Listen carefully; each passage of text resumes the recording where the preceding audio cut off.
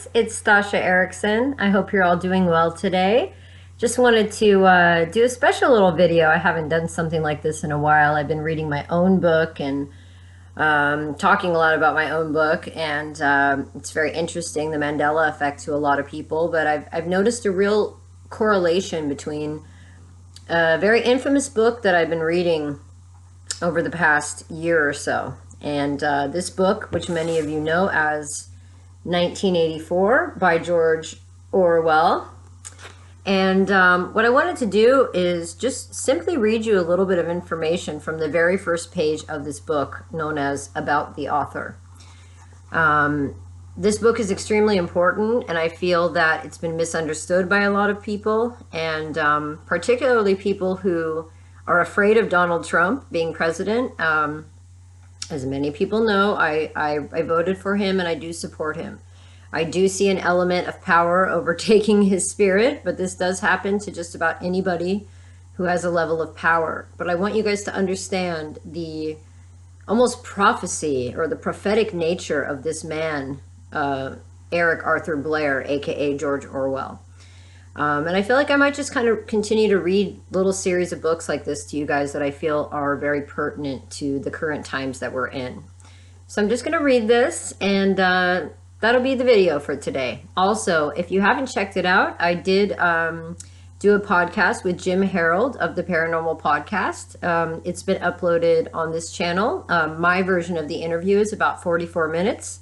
You can also go to jimharold.com, and you can also download the full MP3 version. There's another woman who has an interview after mine, which is about some crazy old biblical conjuring. It's way over my head, so I still have a lot to learn about the second half of the episode, but I do hope that you enjoy my interview with Jim Harold, because I do feel that the Mandela effect is finally being able to be, it's just starting to be taken seriously, and it's time that we become more scholarly and educated about this and not so stuck in the conspiracy world. Okay, so please check out the podcast. Also, my dear friend Brian McFarlane, who's a heavy Mandela effect researcher, also mirrored the interview on his channel. So if you're subscribed to Brian and you missed it here on my channel, please check it out over there and let me know what you think. Also, I am getting an abundance of submissions for for the Mandela Effect Volume 2. And it's getting really, really overwhelming for me to have time to put all this stuff together. So what I'm really needing a lot of support on is for people to go to the GoFundMe page for the Mandela Effect Books project. And if you can please donate $1, $5, $10, it doesn't, anything at all that you can afford. If you are someone that is interested in the Mandela effect and a serious researcher and would like to have your information submitted, or especially if you sent me info to be submitted, I self-publish all of this stuff. Hopefully, if I write enough books, then eventually a publishing company will be interested in helping me put these books out. But in the meantime, they're getting really expensive for me to keep going. So if you'd like to contribute really anything at all, please check the description in the links below for the GoFundMe project for the Mandela Effect book. I could really use your support. I really want to get Volume 2 out, hopefully by the end of this year, if at all possible. I'm also working on my first series of children's books, which I haven't told anybody about yet, but it's a series of children's books about Leif Erikson and his true story. He was the Viking that eventually discovered America. So I'm also working on that project as well, and I could really use your support and help when I get to that point of wrapping that book up. I'm working with an amazing artist right now who's trying to truly depict the best representations of life and his father, Eric the Red, throughout this series. So I want to start just helping as many people as I can, from children through adults, all of us. So now let's get on with the reading. So I'm just going to read you the very intro of the book, which is called About the Author. George Orwell is the nom de plume of the author, whose real name was Eric Arthur Blair. He was an English novelist, essayist, journalist, and critic, most well known for his seminal anti-totalitarian works, Animal Farm in 1945, and 1984, which was released in 1949. Orwell was also a literary critic, poet, and journalist. Most of his writings were marked by an awareness of social justice, opposition, and so hard to say that word, totalitarianism, and an affirmation of democratic socialism. He is commonly ranked as the most powerful writers and chroniclers of the 20th century. He was ranked second on a list of the 50 greatest British writers since 1945 by The Times. For his much-acclaimed novel, 1984, he was honored with the Prometheus Award. Ooh, Prometheus, that's a lot of symbolism there. He posthumously received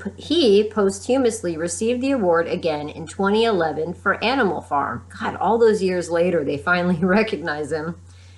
His work continues to influence popular and political culture more than 60 years after they were published. 1984 and Animal Farm continue to resonate with readers both young and old.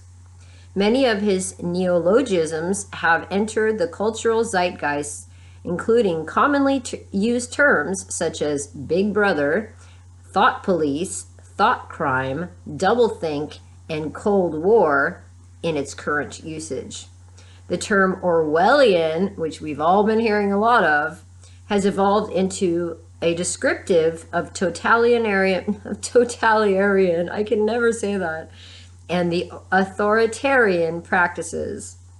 George Orwell has left an indelible impression on the writings of the 20th century.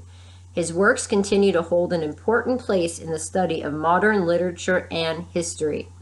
Animal Farm and 1984 are allegories that serve as a frightening portent of an oppressive future where power is all-pervasive and unchecked. Orwell's deeply thought-provoking ideas and lucid prose have forever earned him a place among the definitive writers of the English language. Now that's an author for you. This is what I strive to do someday, to be a true author and to be recognized, even if it takes 60 years after my death. And I'll just end with a short timeline about George Orwell. Most people don't even know that his name isn't George Orwell. 1903, he was born Eric Arthur Blair in Motihar, Bengal, India. In 1904, he accompanied his mother to England and continued to live there.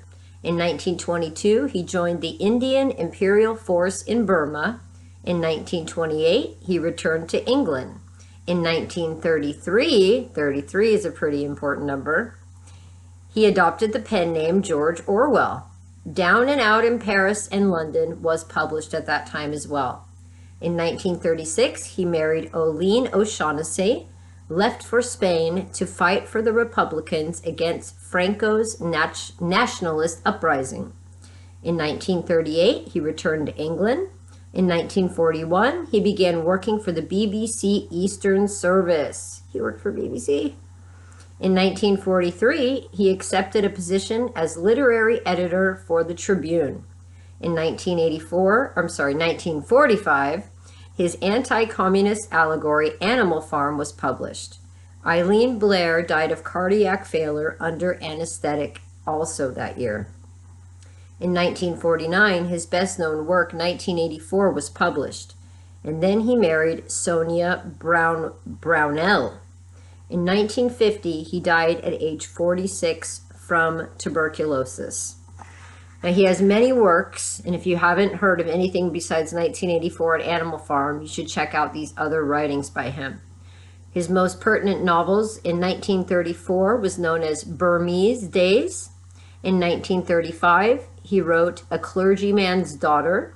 In 1936, Keep the Aspidistra Flying. In 1939, Coming Up for Air. 1945, Animal Farm. 1949, 1984. And what also some people don't realize is that he also published 3 nonfiction books. 1933, he published Down and Out in Paris and London.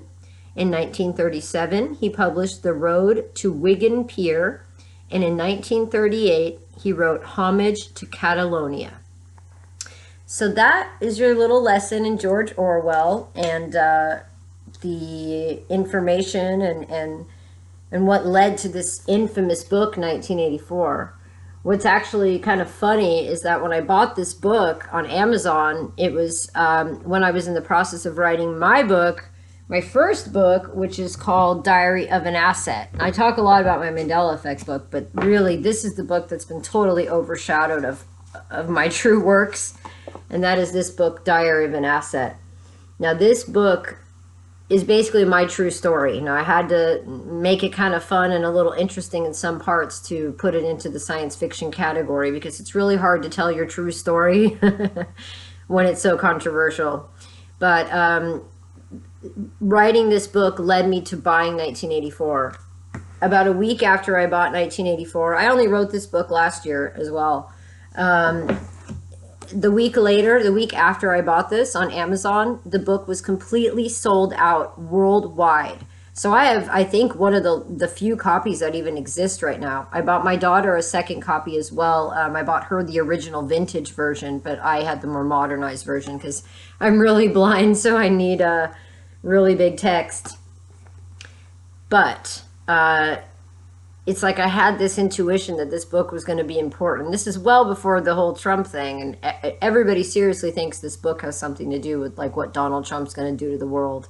But guys, we got to stop putting all the world's prophecies onto one person. There's not like one antichrist. There's not like one guy who's going to end the world. This is a spiritual energy. And this guy here, I'm sorry, he was a prophet. He foresaw what was going to happen. I mean, he died way before any of this real martial law type police state stuff came in. So please read 1984. If you cannot buy a copy anymore, I can't part with mine, but please see if you can find some PDF versions on online and stuff like that, because I'm telling you, this is a really important book. Okay, I love you guys. I'm just trying to stick my content right now to being about books, because that's truly my path. I love YouTube. I love making videos, but the daily trolls and all of the attacks are, you know, it's getting a little tough. You know, I know that comes with the territory, but I'm a pretty sensitive human. You know, I may not show that to all of you, but I'm really sensitive. So, you know, I'm kind of feeding the trolls by telling them that I'm affected by their negativity, but I just have to be honest. I mean, who can be attacked every day over the smallest things? I have people telling me that my teeth are messed up and that I look really old and, you know, just you name it. I mean, just literally nothing to do with my content. And it's like, it just hurts a little bit. So I just want to keep to the writing, because I feel like if I can write enough books, then maybe I can actually exit the YouTube world at some point and get my work out there to a lot more people, because YouTube are still heavily, totally censoring all of my video content. So if any of my videos really touch you and you feel moved by them and you want to share them, please just let me know. I will give you full permission to mirror and copy my work and get it out there, because I truly have seen that the people that mirror my work get 10 times more views than from my own channel. So I really do feel like I'm being filtered by the YouTube AI system. Okay, so I really need your guys' support.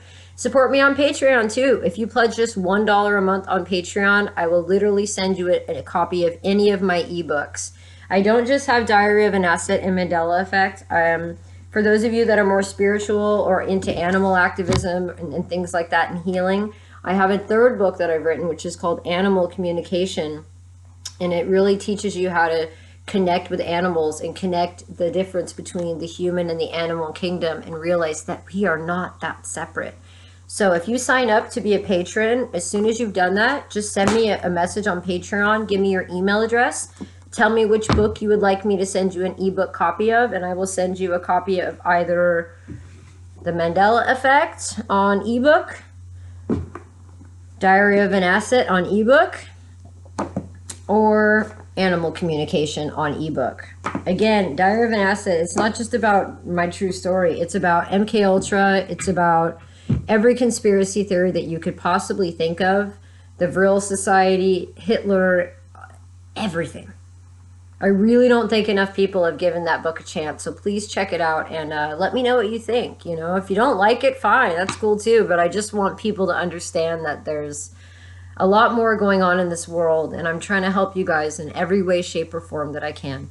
So I love you ever so much. I'm really busy with school right now, so I'll check in as often as I can, but I love you guys so much. Peace and love from Norway. Bye-bye.